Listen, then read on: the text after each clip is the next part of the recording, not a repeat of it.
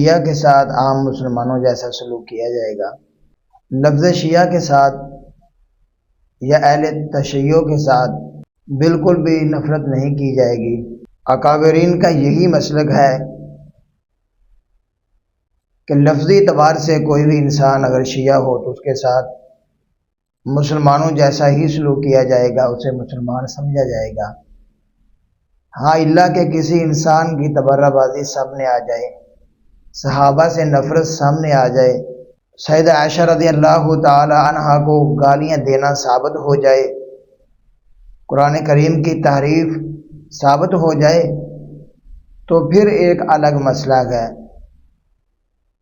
اگر ایسا کچھ بھی نہیں ہے تو پھر ہم انہیں مسلمان سمجھیں گے، ان کے دل کے اندر کیا ہے یہ اللہ بہتر جانتے ہیں۔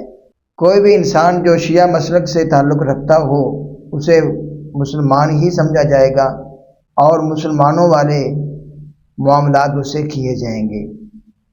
بعض لوگ یا علی مدد کہتے ہیں یا رسول اللہ مدد کہتے ہیں، تو یہ کہنا بالکل جائز نہیں ہے۔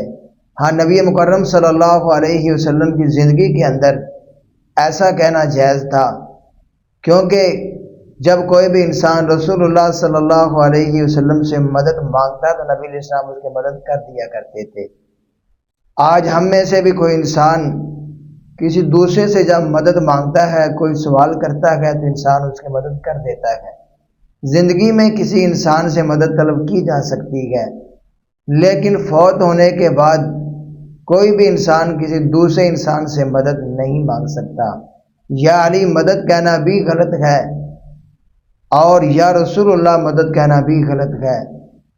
وَمَن نَّصْرُ إِلَّا مِنْ عِنْدِ اللَّهِ، صرف اللہ رب العزت سے ہی مانگی جائے گی۔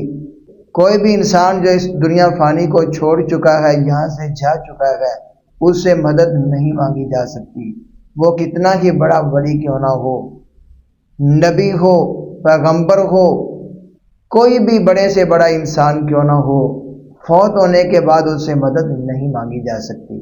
جو بھی کوئی انسان فوت شدگان سے مدد مانگے گا وہ ایسے ہے کہ جس طرح اس نے غیر اللہ سے مدد مانگی ہے، اور غیر اللہ سے مدد مانگنا شرک ہے۔